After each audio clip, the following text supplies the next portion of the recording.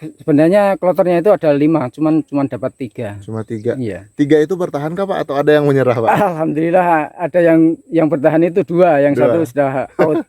Aduh. Iya. Ini jauh lebih hemat Pak ya. Dan juga ramah lingkungan. Polusinya itu agak kurang. Iya betul, daripada menggunakan plastik Pak. Oh iya, ini dia. Ternyata memang tanamnya. Baru uji coba saya. Oh iya, ini wortel di lahan gambut ya. Iya.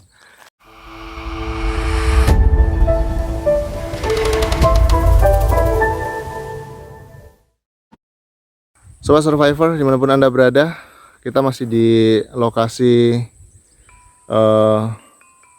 transmigrasi Spunggur saat ini, dan kita melihat bagaimana masyarakat di sini mengembangkan lahan pertaniannya, dan kita melihat di sini berbagai macam tanaman yang dikembangkan oleh masyarakat di sini, mulai dari tanaman jangka panjang yang bisa dilihat di sini. Nah, ada kelapa yang banyak ditanam dan itu tumbuh subur ya, selama tidak tergenang dengan air. Dan juga tanaman-tanaman menengah seperti jeruk dan juga yang lainnya. Ada tanaman hortikultura yang dikembangkan. Wah, ini rapi sekali gulutannya. Memang gulutan-gulutannya harus dibuat semacam ini. Dan kita bisa melihat di sini ada terongnya juga. Nah, ini ada terongnya Sobat Survivor. Ya agak gelap sih, jadi kita mungkin kualitas gambarnya tidak terlalu terang seperti biasanya, tapi semoga bisa terekam dengan baik. Ini memang baru nanam juga nih. Terongnya, lahannya luas sekali. Di ujung sana itu sudah sungai itu. Masih panjang ke sana, Sobat Survivor.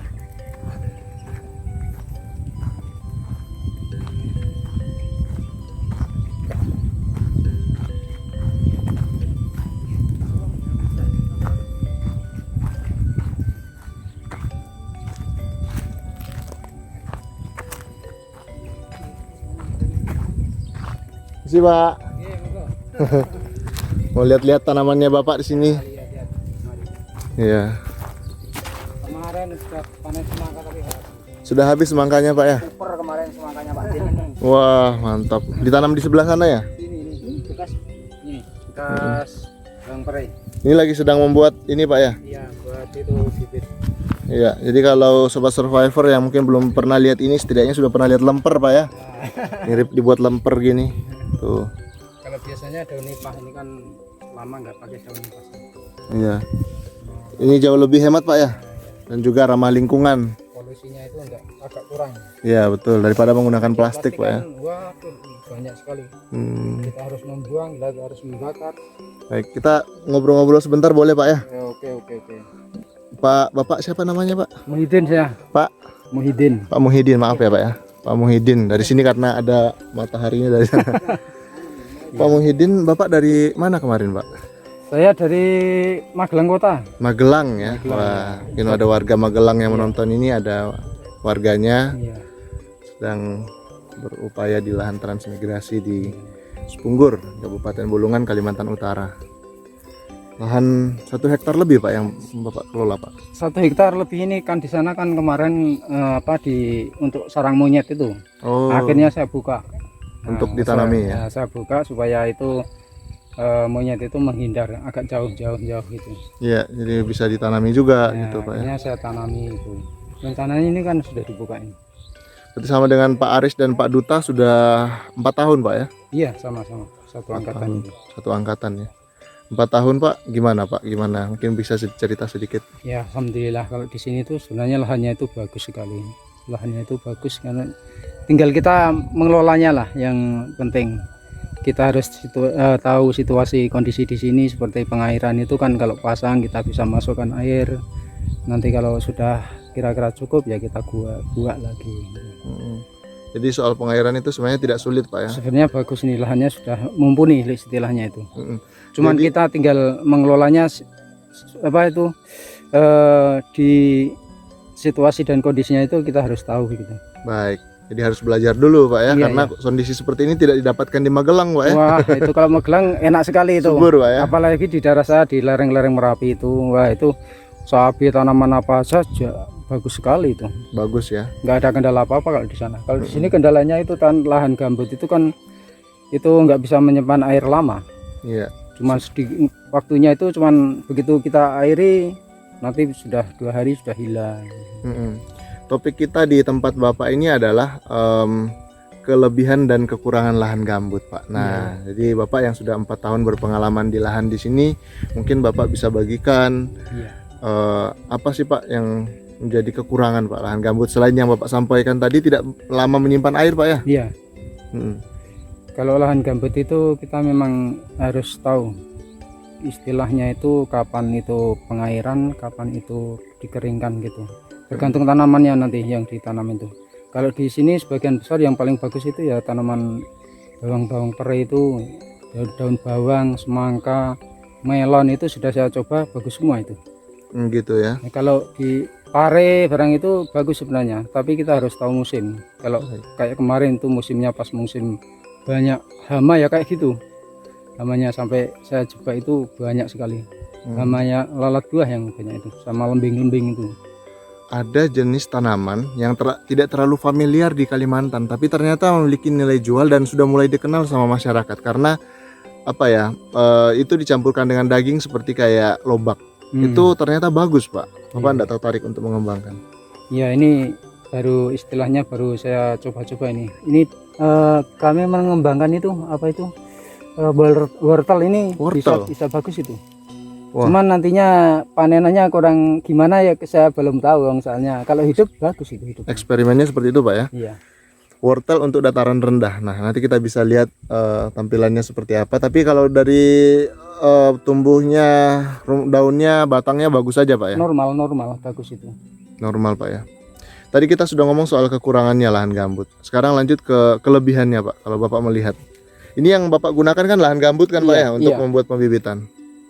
Ini sampah-sampah itu saya kumpulkan, saya masukkan ke sana ke kandang mentok itu. Nah, terus saya campur, saya kasih M4. Nah, itu saya campur. Setelah itu sudah sekitar 3 bulan itu jadi saya bawa ke sini untuk pemupukan ini. Baik, ini menarik nih Pak. Jadi Bapak menggunakan sampah-sampah yang bisa dimakan sama mentok. Iya. Nanti bercampur jadi fesesnya. Iya. Lama-lama bisa jadi media organik untuk pembibitan semacam ini Pak ya? Kita fermentasi itu cepat sekali itu busuknya itu. Baik. Jadi kalau dari lahan gambut kelebihannya itu tanahnya gembur, gampang untuk diolah Pak ya? Iya. Itu pencangkulannya itu mudah sekali itu. Cuman kekurangannya yaitu tidak bisa menyimpan air lama itu. Tidak seperti tanah liat apa tanah-tanah di Jawa. Kalau tanah-tanah di Jawa kan istilahnya surganya tanah di sana. Betul, karena tanah vulkanis ya Pak ya? Apalagi di daerah saya di lereng-lereng Merapi itu kan wah apa itu abu-abu itu kan jadi pupuk semua itu. Saya penasaran nih, mungkin juga sobat survivor yang nonton ini penasaran, di Magelang di desa mana Pak kemarin Pak? Saya di Muntilan, tepatnya di Sedayu. Muntilan yang sering kena lava itu Pak ya?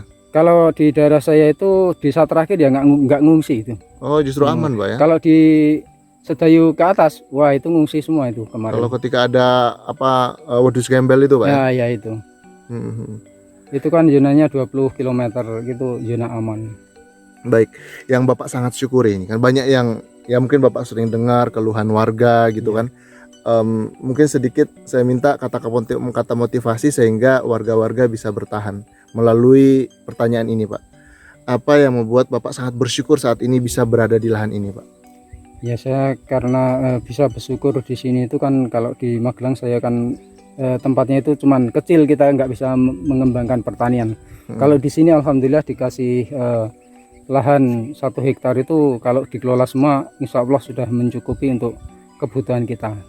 Dan kalau masih kurang kita bisa pinjam lahan lagi gitu Pak ya? Wah bisa itu, mau buka hutan pun bisa. Sekuatnya gitu ya. Kalau di sini nggak dibatasi lahan. Kalau di Magelang sana di daerah saya itu harus menyewa. Lahan-lahan itu kalau kita mempunyai istilahnya motivasi tani, kita harus menyewa lahan untuk kita garap. Kalau di sini walah semaunya kita garap. Ya betul. Oh ya, ini mungkin saya masih penasaran nih Pak. Dari Magelang kemarin berapa warga Pak yang ikut kemarin? Kalau dari Magelang kota itu ada 10 kakak. 10 kakak Pak, itu penempatan 2016. 2016. Saya juga ikut pelatihan itu di sana. Terus 2019 17 ini tuh cuman saya masuk di kota Magelang. Itu saya cuman sebenarnya kloternya itu ada 5, cuman dapat 3. Cuma 3. Iya. 3 itu bertahan kah Pak atau ada yang menyerah Pak? Alhamdulillah ada yang bertahan itu 2, yang 1 sudah out. Aduh. Sayang Pak ya. Iya. Padahal sebenarnya ini komentar warga sih. Iya. Mereka yang akhirnya pulang Pak. Iya. Mereka menyesal Pak. Di SP2 kemarin ketika saya liput ada warga, aduh Pak saya nyesal tapi nasi sudah jadi bubur. Jadi ya ada nggak pesan-pesan buat teman-teman Bapak di sini supaya mereka bisa tetap bertahan dan bersabar sambil terus bertekun untuk mengelola lahan di sini seperti Pak. Kalau pesan-pesan saya untuk teman-teman satu angkatan dengan saya itu sebenarnya kita pertama itu harus sabar.